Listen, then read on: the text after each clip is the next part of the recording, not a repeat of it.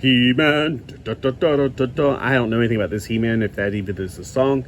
But I grew up with He-Man, and I would not normally pick this up, especially for the price it was at originally. No way, no hey, oh. But living among the Tiger tribe with no memory of who he is or where he came from, Adam discovers his destiny, or rather, destiny discovers him. The sword of power found its champion, changing Adam into He-Man. Using the power of Grayskull, He-Man transforms his friends and allies, combining their might. They declare, we have the power. It's not just I have the power anymore.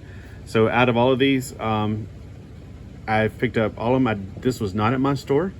And this is my favorite of them. So I'm going to probably save it for last, best for last. This particular figure was $3.99. It says compared to $14. I'm not going to tell them this thing was like 25 bucks originally. I personally would not pay 25 bucks. I would not pay 14 bucks. You're lucky I paid $3.99 for it, because this is not a thing that I normally collect. He's oversized, monstrosly huge, massively. How big is this monster? Well, let's find out. Let's put him up beside of a ruler. He is just over 6 inches, like 6¼ inches. And for the rest of the world, that means he is about 16 centimeters tall. He looks like Jack Black in one of the games I had on Xbox a long time ago, where he rode a motorcycle. He had those kind of proportions and everything. So every time I see this He-Man, I'm going, Jack Black. It's definitely Jack Black. Not Jack Black himself, because he obviously, his proportions are more round. Hey, you know that's true, Jack Black. Don't you dare sit there and criticize me. I'm round too, buddy. We're in the same boat. But his head, he's got that goofy hair, which, whatever. It's on a ball joint, I guess. His shoulders, well, they're on a hinge. And they go like this. He's also got a swivel at the bicep. He's supposed to have an, ow! He's got a pinching joint. I hate those things. He's got a double joint at the elbow, which pinches if you are not careful, which is why this is not suitable for children or adults that are easy to hurt themselves. That took forever to bend that.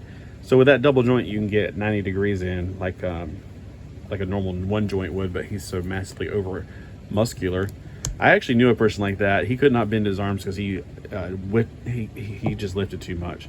It's like, dude, seriously. There's a point where you can say enough's enough. He has a swivel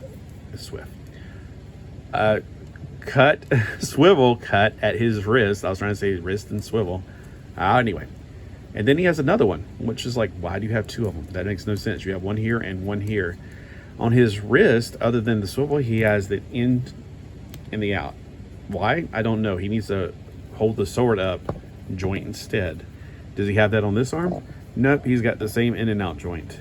On the waist, okay, so here's his waist. He's got a ball joint up here. He's got a very hard to turn waist. So he's got 2 points of articulation at the rib cage and at the waist. If you don't have articulation between the upper and lower torso, I always think, what a waste. All right, so at the bottom, we have a swivel, and it's a actual hinge. It looks like it's a ball, but it's not. It's a hinge. You can see where it stops. It goes out only so far because of his skirt. And he's wearing something to cover his legs. That's a difference. He's got thighs articulation, but man, it is really tight. And there is a different color from the outside to the inside, which is very interesting. He's got a double jointed knee. Let's hope we don't pinch ourselves doing this. You don't have to worry about it. You're on the camera. He can kick himself in the butt, literally. That's how far back he can put in his leg. I can't do that. Not like I want to kick myself in the butt. I'm just saying, in case I did. But in case I ever take that sport up one day, I want to know I can do it. All right, for his legs, he can tiptoe through the tulips, or he can bend his, give you a good old kick right there. All right, for the articulation, he also has, obviously the joint goes up into his foot, kind of like ankle rocker there. So that's the articulation with this guy. Let's take a look at his face. He's a pretty boy, that's for sure. He's got that long hair. It's like, I'm Fabio. No, you're not. You're like a claymation version of Fabio. I mean, it's ridiculous. It's a little overkill.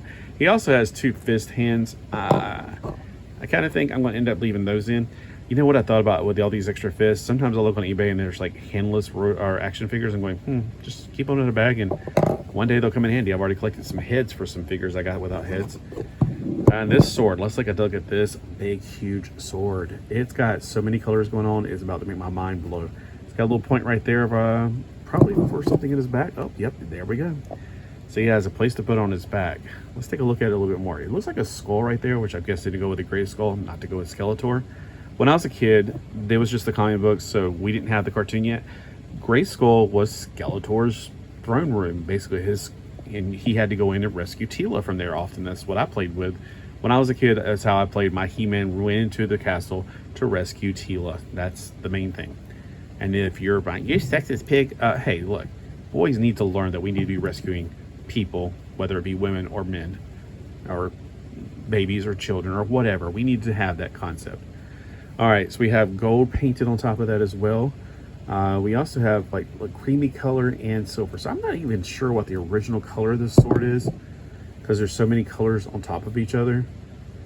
If I had to guess, I would guess the gold, because that's on the handles where you're gonna be handling it, obviously, a lot. On his wrist, we got blue with some metallic, or not metallic, it's more like a metal brushed silver.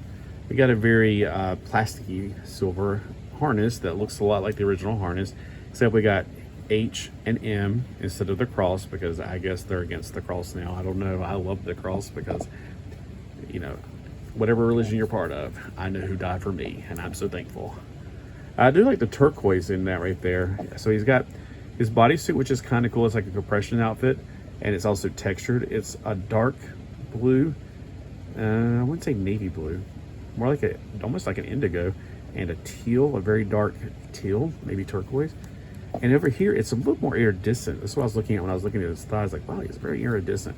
His boots, I'm not sure where this yellow comes in, because it kind of throws it off a little bit. The yellow is kind of ugly, just to be honest with you. And then the brown also kind of throws it off. I think the brown's trying to be more of a throwback to the original He-Man. And of course, the red goes to the Red Cross, which I guess he did work for the Red Cross for a while, saving people from drowning. All right, so we got the sword. It goes into his back. Now, if he pulls out that sword, he can say, "For the power of Grayskull, I'm going to turn into a wimp now," and turn into Adam. I don't know how this cartoon works, but that's how the other cartoon works, and that's why I didn't like it. To be honest with you, my favorite of all the He-Man cartoons is not only just 2000X, this is one of the best for the more traditional one, but the He-Man in Space, or the New Adventures, was actually really good. I was actually deeply shocked at how good it was. I guess it's because I hated the original so much, I gave it a chance, and I was like, at first Skeletor threw me off with his acting like the Joker. All right, so here's his sword in a more compact pose. Here he is wielding his sword aloft. Let me pull this back so I can get him farther. By the power of Grayskull, I have the power. Bzzz. All right, where's Battle Cat at? Here, kitty, here, kitty. Oh, I don't have Battle Cat in here. I'm going to turn you into a big old giant robot. And I'm going to turn you into a bigger fish. I'm going to turn you into a, well, you're already big from the mushroom. All right, well, whatever. I'm going to turn you into Cyber Shark. Yeah, that's a great idea. So he just turns everything into it according to the information on the back, points the weapon, turns everybody into superheroes. Well, if you pick this up, let me know, and for gosh sake, let me know why, because I mean, I don't even know if do your kids, like, do your grandchildren actually watch this? Because mine don't. I don't know. I have not given it a chance. I don't know why I would. Modern stuff really turns me off most of the time. But it's a pretty cool looking figure. Obviously, I wouldn't spend $3.99 on something unless I really believed in it. You're right. But I do hope you enjoyed this, and let me know in the comments below if this is your favorite version of He-Man and why it isn't. Have a marvelous, I guess we'll do Masterverse Monday.